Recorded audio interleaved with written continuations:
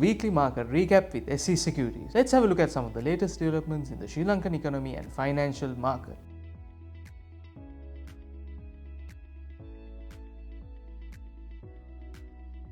Sri Lanka's manufacturing sector is rebounding from the crisis of 2 years ago, with the index of industrial production reaching 93.0% in June, a 3.3% increase year over year. The rise in industrial activity is driven by a 17.9% increase in food product manufacturing and a 28.2% rise in food, beverage and tobacco exports, totaling $51.7 million in June. This is despite a 10.6% decline in the apparel sector and mixed results in other manufacturing segments compared with last year. Overall, industrial recovery is underway, supported by easing production costs and strong domestic and international demand.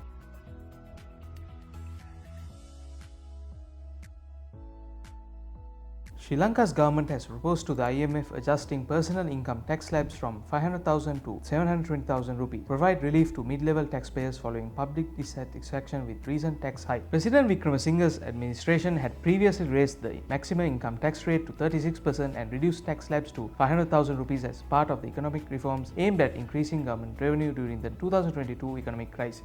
Despite these reforms boosting tax revenue, they also had led to significant complaints from employees. The IMF's feedback includes offering more relief to lower and mid-level income bands while keeping the core proposal intact.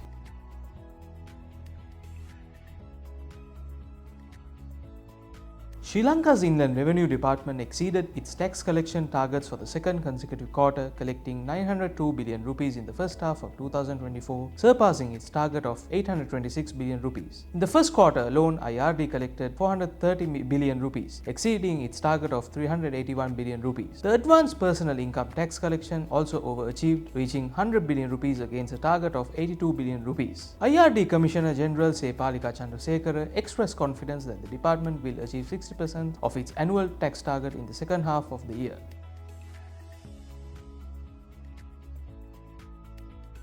Amid a surge in tourist arrivals with 1,224,948 visitors recorded from January to August 4th, Sri Lanka's aviation sector is witnessing heightened interest from several airlines keen to expand their operation. Additionally, multiple charter flights are set to resume services to the island. Several charter operators are preparing to launch their winter season operations at both Mattala Rajapaksa International Airport and Bandaranaike International Airport. Notably, Red Wing Airlines, which paused its charter services last May, is scheduled to restart operations in October 2024. Similarly, Azur Air has expressed interest in resuming charter flights from Russia to Sri Lanka. With the tourist numbers already surpassing half of the 2024 target of 2.3 million arrivals, existing airlines are scaling up their operation to accommodate the increasing demand. Etihad Airways has increased its flight frequency to 4 per week, while Qatar Airways had added a 6 weekly flight, up from their previous 5. Meanwhile, the Civil Aviation Authority of Sri Lanka is in discussions with potential new airlines from the Asia-Pacific region, signaling further growth and expansion in the country's aviation sector.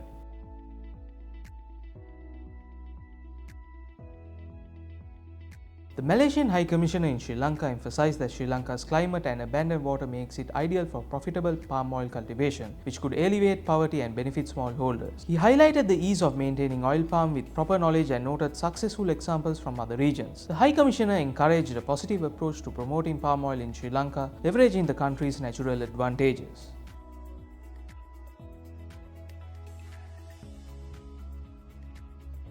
Sri Lanka's central bank achieved net foreign purchase of nearly $1.9 billion in the first 7 months of 2024, with $121 million in July alone. The total net purchases for the year reached $1,875.9 million, reflecting effective market interventions. The average daily interbank volume for transactions rose to $37.1 million by early August 2024, up from $20.8 million last year. The Sri Lankan rupee appreciated by 7.5% against the US dollar by 9th August. Worker remittances totaled $3,710.8 million for the year-to-date 2024, with $566.8 million in July. John Keel's CG Auto, a joint venture between Sri Lanka's JKH Group and Nepal's Chowdhury Group, has launched Sri Lanka's first BYD showroom and service centre in Colombo. Over the next 6 to 12 months, they plan to open more showrooms and add 50 charging points at Keel supermarket. Chairman Krishan Balendra highlighted the cost and environmental benefit of electric vehicles, expecting a lift in import restriction. CG Corp Global Managing Director emphasized Sri Lanka's potential to follow Nepal's success in electric vehicle adoption, aiming to meet zero emission targets and save on fuel imports, with expanded charging infrastructure to support this transition.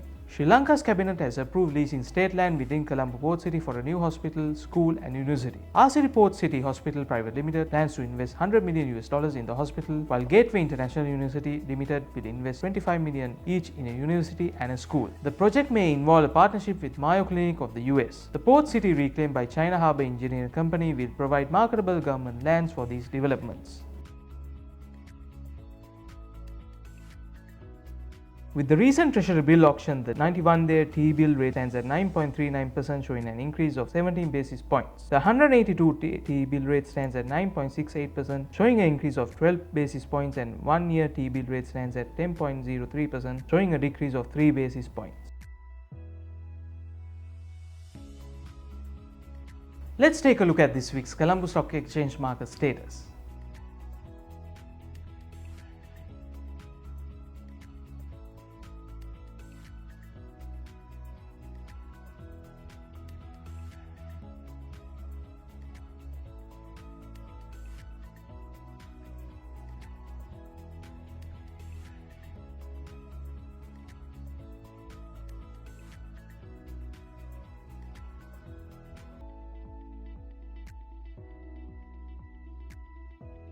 Mills closed at 81.60 rupees today. We see that the price has tested 23.6% fib level and made a bearish close. Break above 23.6% at 82.1 will extend the trend to test the 50 SMA resistance level of 83.50. If the price stays below 82.10, a consolidation between 78.50 and 82.10 is expected. The 50 SMA has made a dead cross below 200 SMA and will act as a resistance until a golden cross is observed. The MACD line is above the signal line and stock RSI is overbought area. The MACD line is above the signal line and the stock RSI is overbought area. Thank you for watching, and we'll be back next week.